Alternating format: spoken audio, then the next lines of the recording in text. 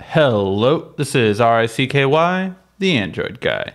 Hey guys, today we're bringing you another side-by-side comparison, and that is between the iPad mini and the Galaxy Pro 8.4. Now with these two devices, they are the best in their class, but it's time to find out how they stack up against each other. And even though I am called the Android guy, I always give credit where credit is due, so let's see which one is better in which category, and which one's best for you. When it comes to look and feel, the iPad mini has been the tablet to beat. Obviously, a lot of people love the aluminum backing to this device and always admire how just nice and clean it generally looks. Although it does get fingerprint smudges at times, that's the only really thing bad most people can say about it. Now, this one's a little bit heavier than its predecessor. However, overall, just a really good look, and they didn't really change anything because they didn't really need to. Now, when it comes to the Tab Pro 8.4, this is really a redesign immensely compared to last year's tablets. Really, it's just a nice look in how the design has come about. It has the same kind of style as the Note 8, as the Note 3 rather, and really updated. So it has that leather texture backing, which really does feel really good in the hand, as well as the nice camera to the side instead of in the middle. I kind of like it a lot better to the side as well. Just like one thing I did always like about the iPad, just a little bit off to the side, not so in your face, kind of right in the middle, and no hump, thank God. But really, it just really looks nice in how it's presented. Very tall, definitely, if you notice, to really see it, you have to kind of push it back more so, but very tall tablet, but really nice profile. So for look and feel, I have to give this one a tie because both are really great. I think these are two of the best looking tablets really out on the market today. Now, when it comes to web browsing, the first thing we always take a look at is the screen quality. So in the iPad mini with Retina, we have a 7.9-inch screen coming in at a 2048 by 1536 pixels, which gives us a pixels per inch of 324. However, on the Tab Pro 8.4, we have pretty much the best pixels per inch in the market right now when it comes to tablets. And that is an 8.4-inch screen with a 2560 by 1600 pixels, which gives us 359 pixels per inch. Now, this is one of the top ones on tablets, so that's why it's so crisp. At the end of the day, both are very clear, and most users won't notice the difference except from further distance. Now, let's actually test them out and see how both do in terms of web browsing.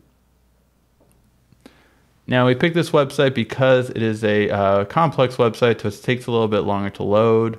And we're going to see which one loads first and then how both web browsers do. On the iPad mini with Retina, we have Safari, and on the Tab Pro, we have Chrome.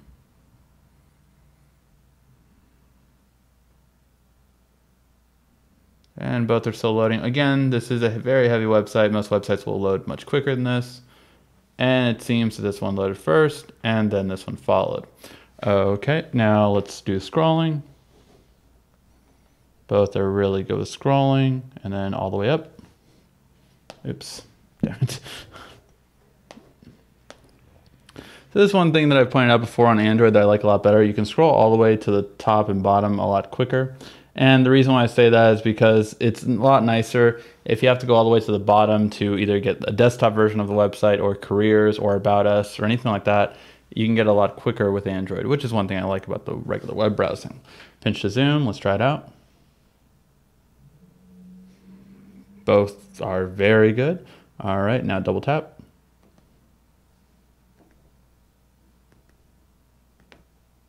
Oops. Then last one didn't go through. Let's do it one more time. 1, 2, 3.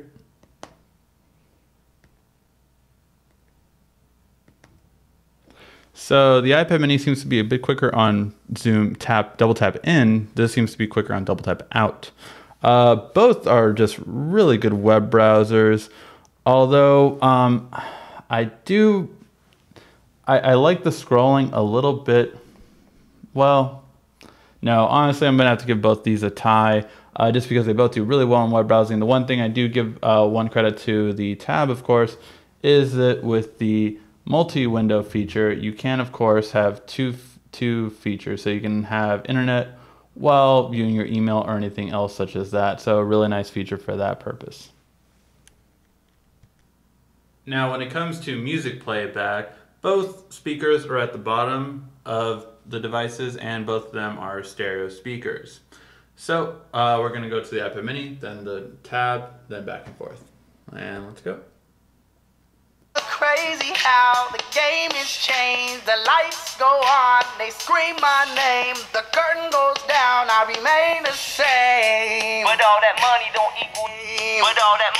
equal the price of fame. From LA to New York, Seattle to the Bay, West overnight flights to Oahu getting late. Y'all go down in Vegas, they know where we stay. Last show in Cali, headed down to the state. In the clouds, now I'm sleeping first class. Got a bed in the clouds. Hit my pops to pick me up, and he said he was proud. King shit with a beanie on instead of a crown. Yeah, counting all my blessings. Shout out, counting all my blessings. Shout out to the Most High. Started from the bottom, now I'm sitting at the Most High. Cheapsies to the business, now I'm literally so fly.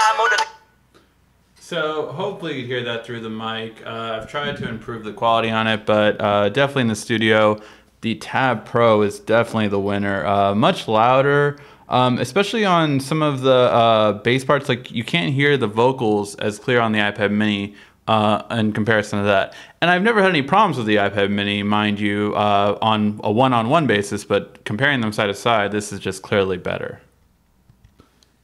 Now, when it comes to the video quality, the first thing we notice is the screen size and ratio. This is a 7.9 inch screen, but it also has a 4:3 ratio, which gives you more black bars in terms of screen when watching a movie. This one right here is an 8.4 inch screen, but it also is widescreen, so it fills up the screen almost exactly. Important thing to note too is the brightness level is definitely different, and before anyone says anything about it being a Samsung video, I know this won't get pulled down on YouTube, is why I play it. Alright, so let's play them both and see how it does.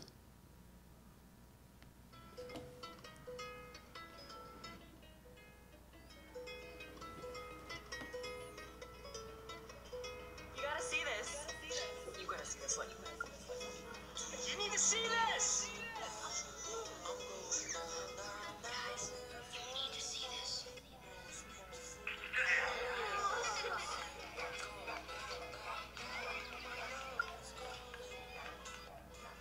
You need to see this. You can do 4 things at once. Wish my TV could. You need to see this. So hopefully you can tell the difference on it. It just really stands out when viewing it. This is one of the best screens I've ever seen, to be honest, and it really just shows when watching a movie on here. It's really a pleasure.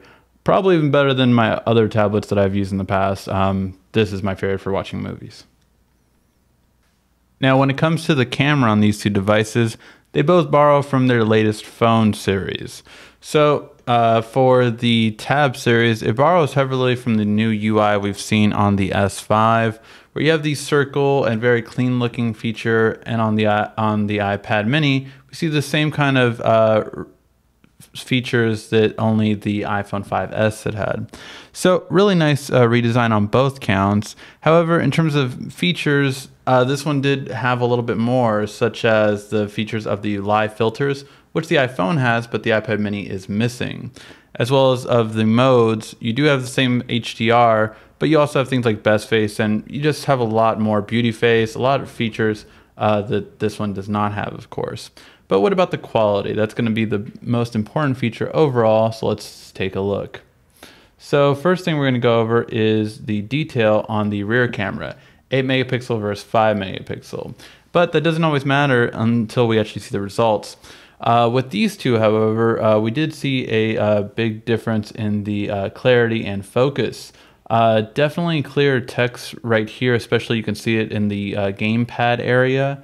A little bit hazy on the iPad, it just didn't handle the light as well, it seemed like. And you can especially notice it right here in this section.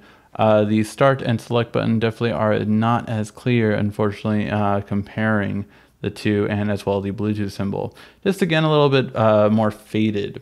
But how about color reproduction? Well, when we switch over to the colors, we have these two colors right here. And in terms of the brightness, again, this seemed to do a bit better job with lighting, whereas this kind of washed out the red on here and a little bit on the green. The green is definitely truer on here. The red is in between the two, and the yellow is truer here, and blue is almost identical. So in color reproduction, overall, the Samsung does a bit better job, but more so, again, because of lighting. It just seems to do a better job with lighting. Now, with the front face camera,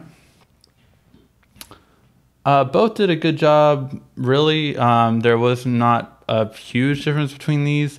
You have a 1.3 megapixel and a 2 megapixel on here. So overall, yes, it does look a little bit more true to life on here, including a little bit of redness on my nose, which I had. You can see it a little bit better on here than there. And also on the stitching I found on the collar was definitely more detailed here. So overall, the camera would be better on the Tab Pro 8.4. Now, when it comes to gaming, both tablets have a huge gaming library, and again, made for tablets. So you have a lot of games that are always designed for tablets and are definitely cutting edge in quality and graphics. So with these two having amazing graphics cards on both of them, really the gaming is going to be, I would say, at a draw. And this is why. The iPad will have certain games, like say like Walking Dead, for instance, that the Tab 8.4 won't.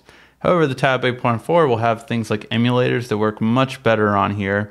Not to mention the fact that you can have controller capability be a lot easier with things such as like the PS3 with the direct plug-in. Whereas this one, you do have to get the iPad controllers and Logitech controllers, which again, you can get for both the Moga and Samsung Gamepad. But overall, I just feel that you can't go wrong with either one if you're a gamer. Now, when it comes to both of these devices, you really are going to have pretty comparable battery life on these two. Whereas I feel that the iPad mini comes a little bit ahead on standby mode, the Tab seems to do a little bit better on usage. As we see, the 2 hours and 20 minutes at 77%, and the 3 hours at 84%. So when I'm actually using both these, I feel that the Tab just beats it a bit slightly. However, when it comes to standby, the iPad mini seems to drain a little bit less compared to the Tab, regularly around anywhere from 5 to 10% difference after, say, not using it for a day. Both of these are going to be really good for the most part. You're not going to have a problem with either one. They're both going to get you to the 9-hour mark on average. And if you use them less and less, of course, you can get multiple days with them, or even just straight through, you can get 10, 11 hours, just again, depending on how you use it. Now, when it comes to extras, both tablets do offer a new Office solution. Pages, Numbers, and Keynote now comes with the iPad, whereas Samsung has the new HandCom, Word, Cell, and Show. This, I would say, however, upon using it now for a long time, I would say has trumped the original Page, Numbers, and Keynote. It's the closest I've ever seen to Microsoft Office, especially when it comes to Excel. Excel is very hard to copy, and they just did an amazing job with that. However, of course, you do get things like Side Sync, Remote PC, WebEx for business clients, as well as the fact that you still have expandable memory and an IR blaster on this device. So it just allows you to have a lot of extras that are offered on the Samsung that is not available on the iPad mini. Now, when it comes to price point, these two tablets are actually giving you about the same for the same price. You have a $399 price point for both of these tablets, and both giving you 16 gigs of built-in storage.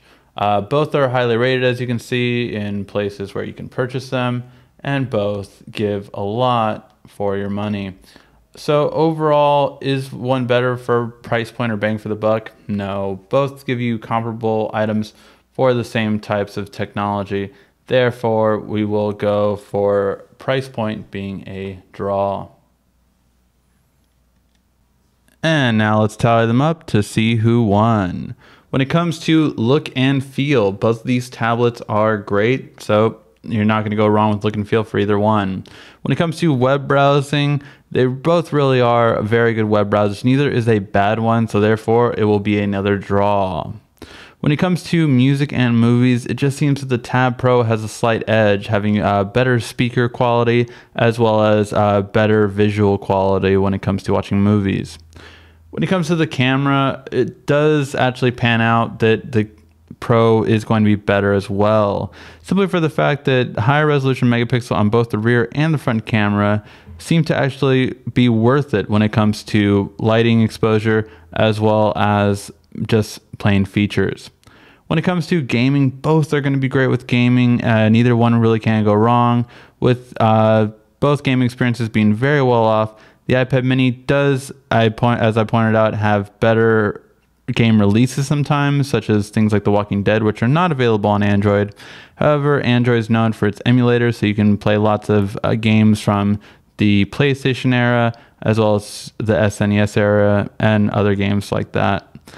For battery life, it's going to go to neither. It's going to be a tie again as well, simply because both are great battery life. You're going to get on average about 9 to 10 hours, depending on how you use it, and easily both of them will last you throughout the couple of days.